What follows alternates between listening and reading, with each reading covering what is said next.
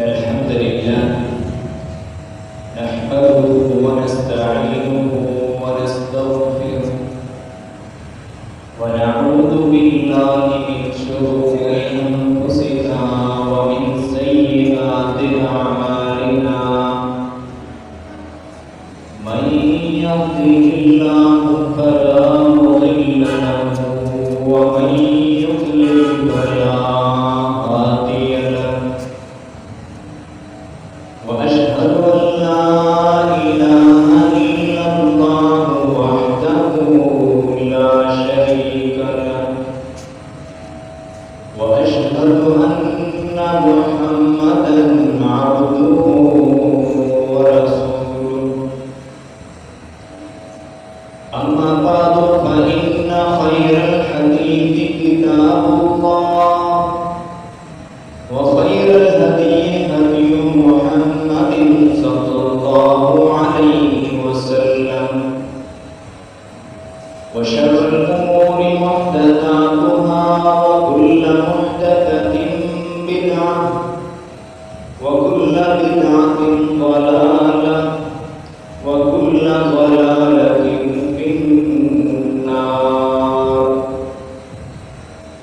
فقد قال الله تبارك وتعالى في القرآن المجيد والفرقان الحميد: أعوذ بالله من الشيطان الرجيم. بسم الله الرحمن الرحيم. يا أيها الذين آمنوا اتقوا الله وقولوا قولا سديدا يصلح لكم أعمالكم ويغفر لكم ذنوبكم ومن يطع الله ورسوله فقد فاز فوزا عظيما. وقال تعالى في مقام آخر: ألم نجعل له عينين ولسانا وشفتين وهديناه النجدين. اللهم صل على محمد وعلى آل محمد كما صليت على إبراهيم وعلى آل إبراهيم إنك حميد مجيد. اللهم بارك على محمد وعلى آل محمد كما باركت على إبراهيم وعلى آل إبراهيم إنك حميد مجيد. اللهم ربنا آتنا في الدنيا حسنة وفي الآخرة حسنة وقنا عذاب النار. سبحانك لا علم لنا إلا ما علمتنا إنك أنت العليم الحكيم. صدق الله ومولانا العظيم. हर किस्म की तारीफ, तक़दीस, तकरीम, पढ़ाई और किबरियाई रब्बुल आलमीन, खालिक़ कायनात, खालिक़ अर्ज़ व समा, खालिक़ ज़मान व मकान अल्लाह ताला के लिए और दरूद व सलाम जनाब खातमुल अंबिया सय्यदुल बशर जनाब मोहम्मद रसूलुल्लाह सल्लल्लाहु अलैहि व आलिहि वसल्लम पर। सामीन मुहतरम, अल्लाह ताला ने इंसान की तख्लीक के बाद इंसान को पैदा करने के साथ इंसान को बेशुमार नेमतों से नवाजा है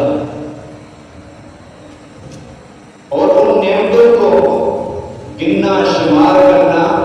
महाल करार दिया है। अल्लाह ताला ने फरमाया: वइन तउद्दू निअमतल्लाहि ला तुहसूहा। अगर तुम अल्लाह की नेमतों को गिनना शुरू कर दे तो तुम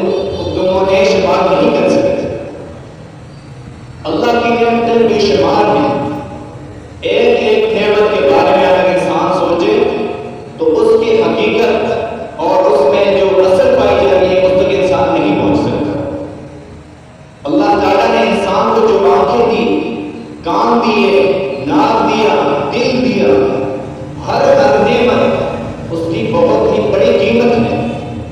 اور اس کی قیمت کو اللہ تعالیٰ کے لیے اس کے مطابق عمل کرنا یہ انسان کے لیے ناممکن ہے۔ انہی نعمتوں میں سے اللہ تعالیٰ نے ایک عظیم، ایک بہت ہی بڑی نعمت دی ہے، وہ زبان کی نعمت ہے۔ یہ زبان کی نعمت وہ نعمت ہے جس کی وجہ سے انسان جانوروں سے اور نباتات سے الگ ہوتا ہے۔ انسان اس زبان کے ذریعے سے کلام کرتا ہے، ایک دوسرے سے اپنے دل کی بات پہنچا سکتے ہیں، ایک دوسرے کو دل کی بات بتا سکتے ہیں۔ یہ خاصیت، یہ نعمت پودوں میں نہیں پائی جاتی، یہ اور کسی مخلوق میں اس طرح نہیں پائی جاتی جس طرح انسان کو اللہ تعالیٰ نے دی۔ اس زبان کو اگر انسان اللہ کے بتائے ہوئے طریقے اور نبی علیہ السلام کے بتائے ہوئے اور کیے ہوئے طریقے کے مطابق اگر استعمال کرے گا تو یہی زبان اس کو جنت میں لے جانے کے لیے بہت ہی بڑا سبب ہے۔ اور اگر اس کے برعکس کیا جائے، اس زبان کو اچھی طرح استعمال کیا جائے، اس زبان کا استعمال قرآن و سنت سے ہٹ کر ہو، تو یہی زبان انسان کو جہنم میں بھی پہنچا سکتی ہے۔ یہ انسان کے لیے اللہ تعالیٰ کی طرف سے بہت ہی بڑی نعمت ہے۔ یہ زبان اللہ تعالیٰ نے اس زبان کو جنت اور جہنم میں لے جانے کے اسباب میں سے قرار دیا۔ نبی علیہ السلام نے فرمایا ان العبد لیتکلم بالکلمۃ من رضوان اللہ تعالی لا یحوی لها بالا یرفعہ اللہ بها درجات، کہ انسان بعض دفعہ اپنی بات کہہ دیتا ہے، اس کو شعور نہیں ہوتا، انجانے میں کوئی بات کہہ دیتا ہے، اسے خیال ہی نہیں ہوگا یہ بات کتنی قیمتی ہے، وہ بات اللہ کی رضامندی کی ہو تو اللہ تعالیٰ اس بات کے ذریعے سے اس کے درجات کو بلند فرماتے ہیں، اور یہ درجات جنت میں بلند ہوتے ہیں۔ اور اگر اس کے برعکس کیا جائے وَإِنَّ الْعَبْدَ لَيَتَكَلَّمُ بِالْكَلِمَةِ مِنْ سَخَطِ اللَّهِ تَعَالَى، بعض دفعہ انسان کوئی بات کرتا ہے اللہ کی ناراضگی میں سے، لا یحوی بها بالا، اس کی اسے خبر نہیں ہوتی میں نے کیا بولا ہے، کفریہ کلمہ کہہ دیتا ہے، اللہ کی ناراضگی کا کلمہ کہہ دیتا ہے، تو اللہ تعالیٰ یحوی بها فی جہنم، اس کلمے کی وجہ سے، اس ایک بات کی وجہ سے وہ جہنم کا حقدار ٹھہر جاتا ہے، جہنم میں پہنچ جاتا ہے۔ تو اس زبان کی درستگی نہایت ضروری ہے۔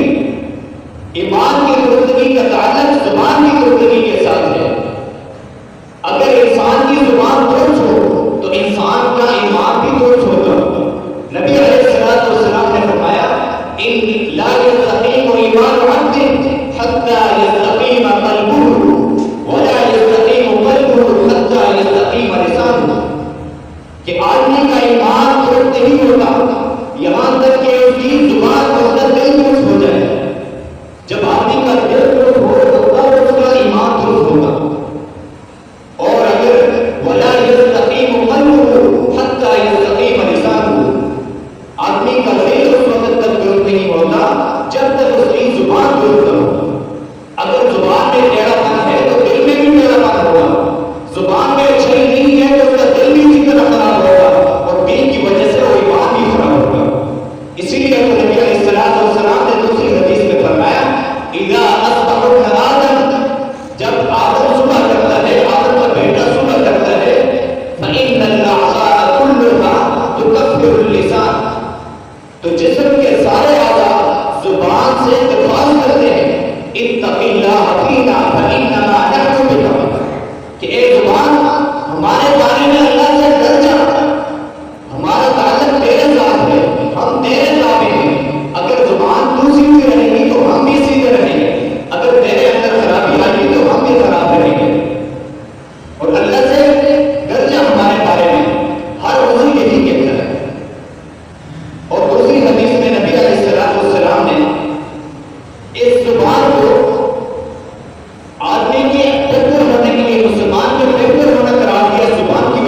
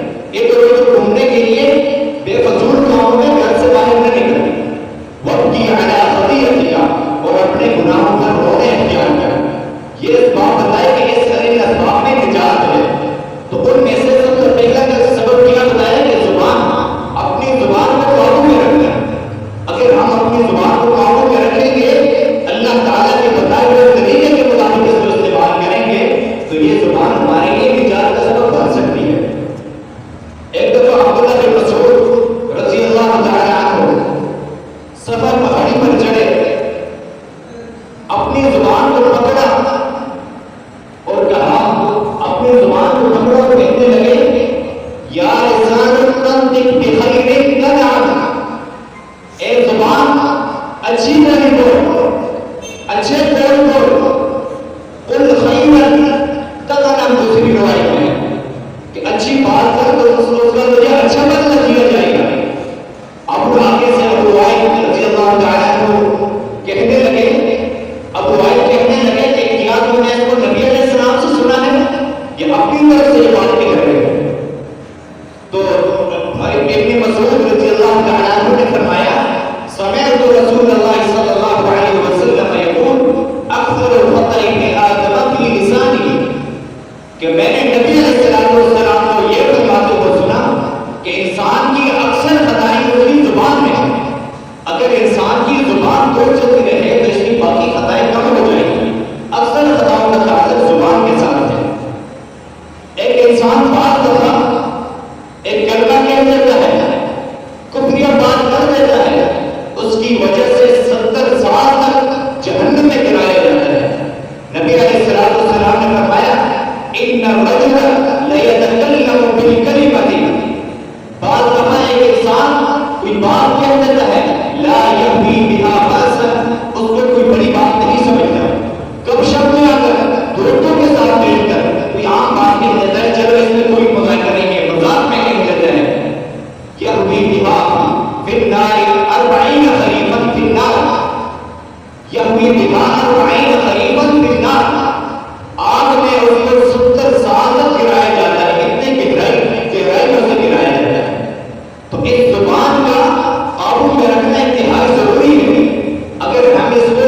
قرآن و حدیث کے مطابق استعمال کریں گے تبھی ہم نجات پا سکتے ہیں، تبھی ہم کامیاب ہو سکتے ہیں۔ اسی زبان کے گناہوں میں سے ایک گناہ چغلی ہے، جس کی وجہ سے عذاب قبر ہوتا ہے۔ نبی علیہ السلام 2 قبروں کے پاس سے گزرے اور فرمایا، انہما لیعذبان وما یعذبان فی کبیر، ان دونوں کو عذاب دیا جاتا ہے۔ 2 قبر والوں کے بارے میں فرمایا، ان دونوں کو عذاب ہو رہا اور عذاب کسی بڑی وجہ سے نہیں ہو رہا۔ اما احدہما فکان لا یستنزف من البول، ان میں سے ایک وہ تھا جو اپنے آپ کو پیشاب کی چھینٹوں سے نہیں بچاتا تھا، اور دوسرا وہ تھا جو اپنے آپ کو جو ہمیشہ چلتا تھا، فکان یمشی بالنمیمہ،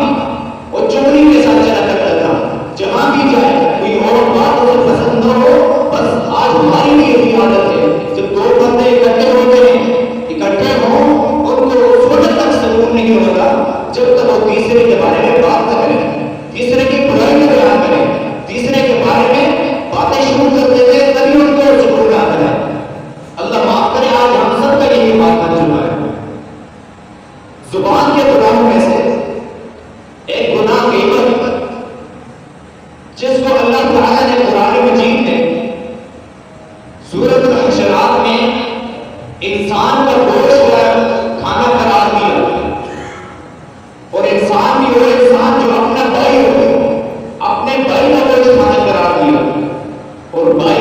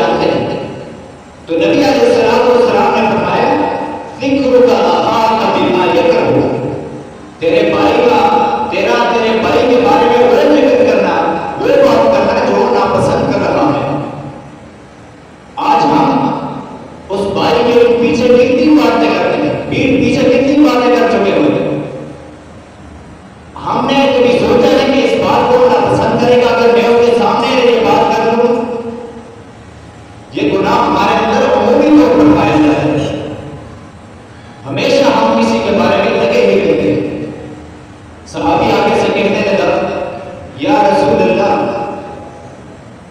ان کان فیہ ما اقول ان کان فی اخی ما اقول،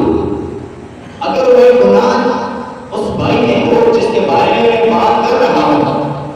اگر اس میں یہ گناہ پایا بھی جاتا ہو تو کیا ہوگا اس کا؟ نبی علیہ السلام نے فرمایا ان کان فیہ فقد اغتبتہ، اگر وہ گناہ اس میں پایا جاتا ہے تو وہ تو تم نے اس کی غیبت کی ہے، وَإِن لَمْ يَكُنْ فِيهِ، اگر وہ گناہ اس میں نہ ہو فقط بہتر ہو تو تم نے اس پر بہتان باندھا، ایک دوسرا گناہ کر دیا۔ ہر بات میں ہر جگہ بیٹھ کر ہم سے گناہ ہی ہوتے ہیں، تو بھائیو اس غیبت سے اپنے آپ کو بچانا بہت ہی ضروری ہے۔ ایک آدمی نبی علیہ السلام سے صحابی روایت کرتے ہیں کہ نبی علیہ السلام ممبر پر چڑھے، صعد رسول اللہ صلی اللہ علیہ وسلم المنبر، نبی علیہ السلام ممبر پر چڑھے، فنادى بصوت رفيع، بلند آواز سے پکارا، یا معاشر من اسلم بلسانه ولا يدخل الايمان بقلبه، کہ اے لوگوں جو اپنی زبان سے مسلمان ہو چکے ہوں، اپنی زبان سے کلمہ پڑھ چکے ہو، لیکن ابھی تک ان کے دلوں میں ایمان نہیں پہنچا، دلوں تک ایمان نہیں پہنچا، لا تؤذوا المسلمین، دوسری روایت میں ہے لا تغتابوا المسلمین، مسلمانوں کو غیبت نہ کرو، مسلمانوں کو تکلیف مت پہنچاؤ۔ یہاں بھی نبی علیہ السلام نے غیبت کو مقدم رکھا، اس کے بعد پھر فرمایا ولا تعیروه، ان کو عار مت دلاؤ۔ اگر ایک انسان سے کوئی غلطی ہو چکی ہے تو اس کو شرمندہ نہ کرو بار بار اس گناہ پہ، یہ غلطی اس کے اپنے نفس تک ہے۔ اور ولا تتبعوا عوراتهم، اور کسی کے عیبوں کے پیچھے مت پھرو، کسی کے گھر کی عیب تلاش نہ کرو، کسی میں اگر عیب پائی جاتی ہے، کوئی گناہ پایا جاتا ہے تو اسے مت تلاش کرو، کیوں؟ ومن تتبع عورت اخیہ تتبع اللہ عورتہ، ومن تتبع اللہ عورتہ یفسحہ فی بیتہ، کہ جو انسان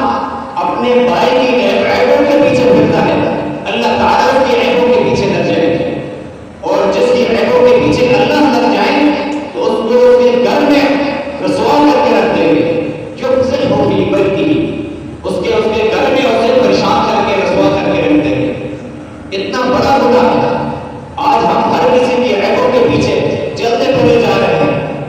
کوئی کسی میں غلطی پائی جائے ہم اسے تلاش کرتے رہتے ہیں، ہماری کوشش یہی ہوتی ہے کہ ہم کسی کا عیب تلاش کریں، اسے میڈیا پر لائیں، سوشل میڈیا پر لے آئیں۔ آج کل سوشل میڈیا ایک بہت بڑا فتنہ بن چکا، ایک عیب ایک ویڈیو بن جاتی ہے، وہ گناہ وہاں پر ہوتا ہے تو اس گناہ پر ساری دنیا کو ہم دکھانا شروع کر دیتے ہیں اور اس میں اپنا حصہ بھی ڈالتے ہیں۔ ہم نے دیکھ لیا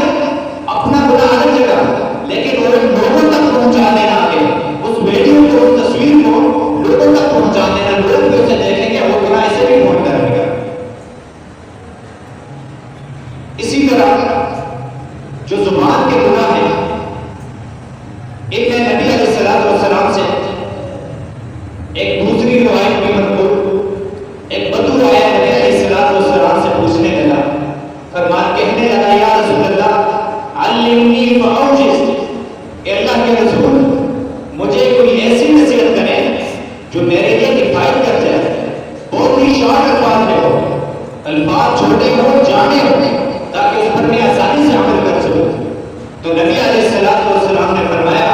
اذا قمت الى الصلاة فصل صلاة المؤذن،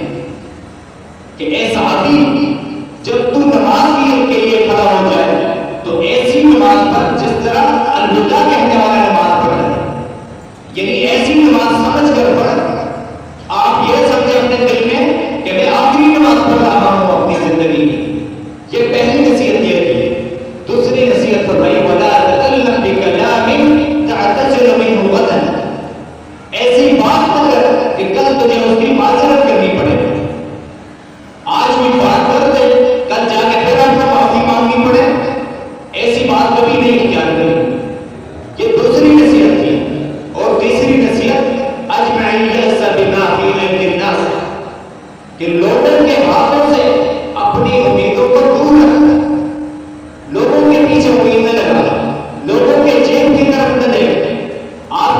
پریشانی ہے آپ اللہ سے مانگیں، اللہ سے امید رکھیں۔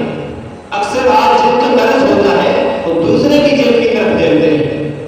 حالانکہ ہمیں امید اللہ سے رکھنی چاہیے۔ کوئی بھی معاملہ ہو ہمارا مشکل کشا اللہ ہے، رزق دینے والا اللہ ہے، اللہ وہ معاملات کو حل کرے گا۔ آج ہم دوسرے کے پاس جاتے ہیں ہمارا یہ معاملہ ہے اس کو ہم حل کریں، اللہ سے امید رکھیں۔ یہ نبی علیہ السلام نے ہمیں نصیحتیں فرمائی۔ خلاصہ یہ ہے کہ ہم اپنے آپ کو ان نعمتوں کا کیسے شکر ادا کرنے والا بنائیں گے۔ جو زبان اللہ نے ہمیں دی ہے اس زبان کو ہم اچھے طریقے کے مطابق کیسے سیکھیں گے؟ تو اس طریقے کو سیکھنے کے لیے، زبان کا اچھا استعمال کرنے کے لیے ہمیں دین کی طرف رخ کرنا ہوگا۔ کامیابی حاصل کرنے کے لیے، نجات حاصل کرنے کے لیے، جنت حاصل کرنے کے لیے ہمیں دین کی طرف رخ کرنا ہوگا۔ اور دین میں پہلا سبب یہ ہے کہ آپ مسجدوں کے ساتھ تعلق اپنا مضبوط رکھیں، علماء کے ساتھ تعلق مضبوط رکھا جائے۔ یہ ایک سبب ہے، ہم علماء سے سیکھ سکتے ہیں، مسجدوں میں آنے سے کوئی ایک آدھی بات سیکھ سکتے ہیں جس پر عمل کر کے نجات حاصل کر سکتے ہیں۔ اسی طرح مدارس کے ساتھ تعلق رکھا جائے، مدارس میں خود اگر نہیں جا سکتے اپنے بھائیوں کو، اپنے بچوں کو داخل کروائیں تاکہ قرآن اور سنت کو سمجھ کر اس کو آپ کو بھی سکھائیں، خود بھی سیکھیں، دوسروں تک بھی پہنچائیں۔ آج یہاں کتنے بندے ہیں، ہم نے یہ بات سن لی، ہم نے زبان کے گناہ سن لیے، ہم نے زبان کے اچھے طریقے سن لیے، ایک بات اگر ہم اس پر عمل کرنا شروع کرتے ہیں تو کتنے بڑے ہمارے معاشرے میں کتنا فرق آ سکتا ہے، ہمارا معاشرہ کس حد تک ٹھیک ہو سکتا ہے، غیبت ختم ہو سکتی ہے، جھگڑے فساد جو زبان کی وجہ سے ہو رہے ہیں وہ ختم ہو سکتے ہیں۔ تو اس کے لیے ہمیں کوشش کرنی ہے کہ ہم نے دین کے ساتھ اپنا